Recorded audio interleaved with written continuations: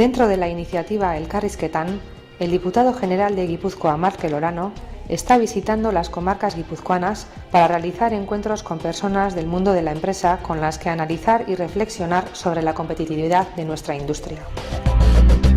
El 4 de abril se reunió con representantes de empresas, centros educativos e instituciones del Bajo Deba en el Instituto de Máquina Herramienta del Goibar. En esta reunión acompañaron al diputado Arantxa Tapia, diputada de Movilidad y de Ordenación Territorial, y Xavier Ortueta, director general de AFM y presidente del IMH. Estamos en un entorno del IMH que desde hace ya 21 años lo que hacemos es cuidamos la formación de las personas desde el punto de vista de la formación profesional, también de la formación continua, también de la formación para el empleo, si queréis a otro nivel, desde el punto de vista de la formación de ingeniería en alternancia, en una formación de nivel quizás algo superior, y con una nueva herramienta que venimos ya anunciando durante los últimos meses, que se llama Asmaola, en lo que va a ser un centro de innovación en procesos. Lo que queremos es ayudar a pymes, a empresas pequeñas y medianas, pero sobre todo pequeñas, industriales, a generar innovación en sus procesos, a ayudarles a ser más competitivas, modificando, mejorando sus procesos industriales. Y para eso lo que vamos a poner a disposición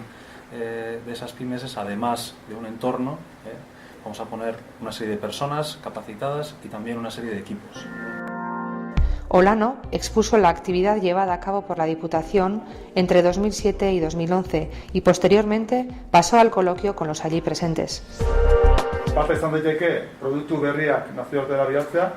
eta beste bat izan daiteke produkzioa bera, ekoizpena bera bidaltzea beste zenbait herrialdetara, denetik entzuten dugu, baina ahalegin bat izango litzateke noski aldan neurrian behintzat mantenduz aldan neurrian aktibidadea bertan. Ez atera aktibidade ekonomiko guztia kanpora,